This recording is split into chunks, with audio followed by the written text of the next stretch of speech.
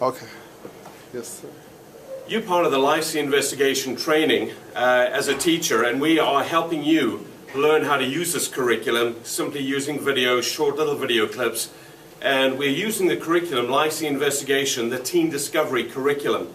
And if you'll go to page 9 in your workbook, we're looking at really just an introduction again. In the last session we looked at helping you just identify those signature strengths using the VIA, and then also to start just random thinking about what's right with me and being able to put it on paper to be able to identify what have you done right, what is right about who you are, what are your talents.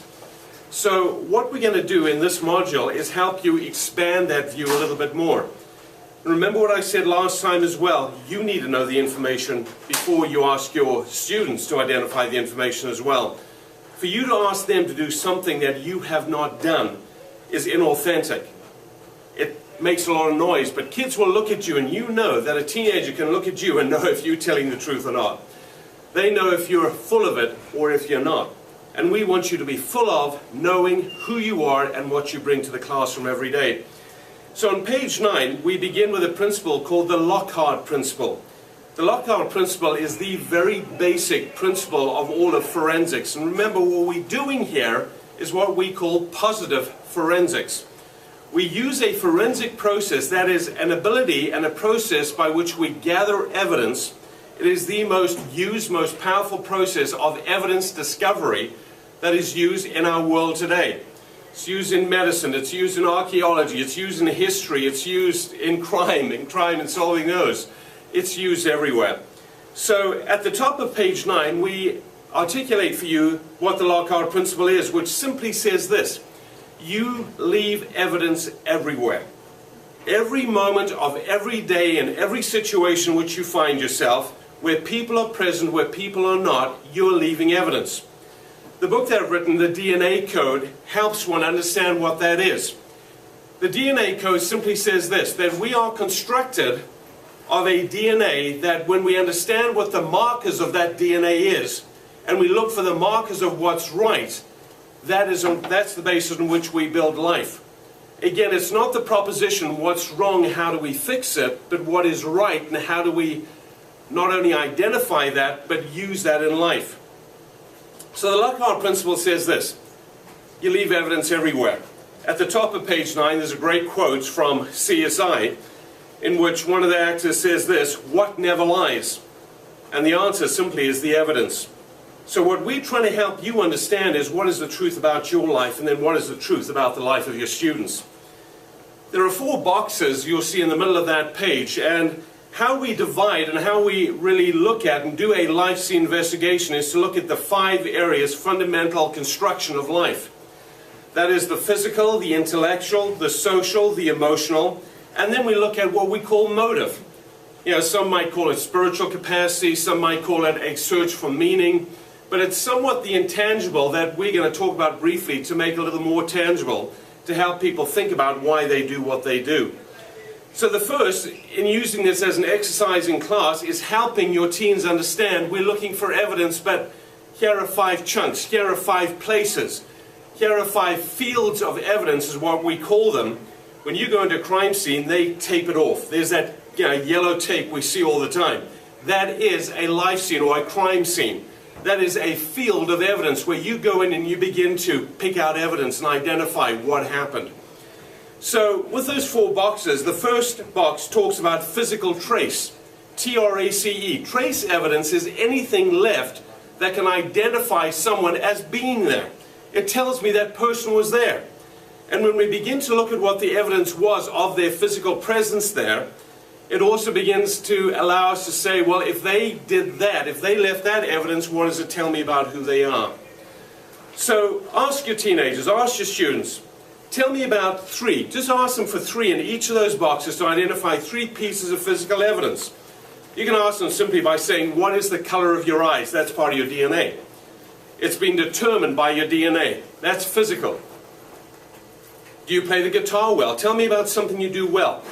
Do you throw a football or play basketball? Do you act? Physical comedy. There are many ways in which we demonstrate physical capacity, but simply ask them, list 3 things that you know that are right about you, that are good about you. Number 2, Intellectual trace evidence. That could be, what do you love? When you come to school today, what is the class that you look forward to going to most of all? It could be, what have you got good grades in? This last week, think back, when did you do a test that you got a really good grade in, an A or a B? That tells me something right about who you are. Could be handwriting. You know, I've got great handwriting. Well, I love to read anything at all. Just list 3 things. Intellectual evidence. Then think about social evidence, bottom left-hand box. That is, did you help someone today? Did you lead someone today? Did you help somebody in a team today? What teams do you belong to? Are there any groups that you go to, that you participate in? That is social. That is, you're connecting with other people to demonstrate what's right about who you are and do something good. And then we talk about emotional trace evidence. Where did you leave evidence of who you are emotionally? That is, what makes you laugh? What makes you happy? What do you do that produces positive emotion? What is it that you've done today that you look forward to doing tomorrow because it made you happy? So help them identify in their lives emotional strength. It could be, how did you handle a crisis? How did you handle some bad news? You studied hard for an exam and you didn't get a good grade, but you still handled it well. You know, someone may have hurt you and said something bad about you, but you didn't lash out and do something stupid. You were emotionally intelligent. At the bottom of page 9, we ask the question, why am I? That is, we're looking for evidence of motive. Everything we do has reason behind it. Think about walking through a junior high school or a high school. One of the comments that I think very often a principal or a teacher will say is, hey, think about what you're doing. The reality is most people don't think. They simply act. They do stuff. But what we're trying to do is to help people think about, why do I do what I do? Simply asking a kid, why did you turn up to school today? There's motive behind that. I didn't want to get into trouble. I know that I would have been sent to in-school suspension. You know, something would have happened. So that's motive to avoid a bad consequence. But what we list here in that box on page 10 is about 10 or 12 different motives. Why they should want to do this class and why should they engage in this class. And then we ask 3 simple questions, and that is, what things would I change in my life if I could? How would I make them better? And that's really the basis of what we're trying to do with LSI investigation. That is, what talent, what strength, what capacities can we help identify in you that are going to help you make life better? We build life based on strength and talent, not on avoiding. First question is, what would you do in school to make it better? Number 2, what would you do at home to make it better? Say thank you, be grateful, you know, make your bed, do the things that you're asked to do that are simple. And then thirdly, with friends. You know, how would I change my life and what would I use based on what I'm going to learn in this class to make life better? So, 5 different areas of evidence.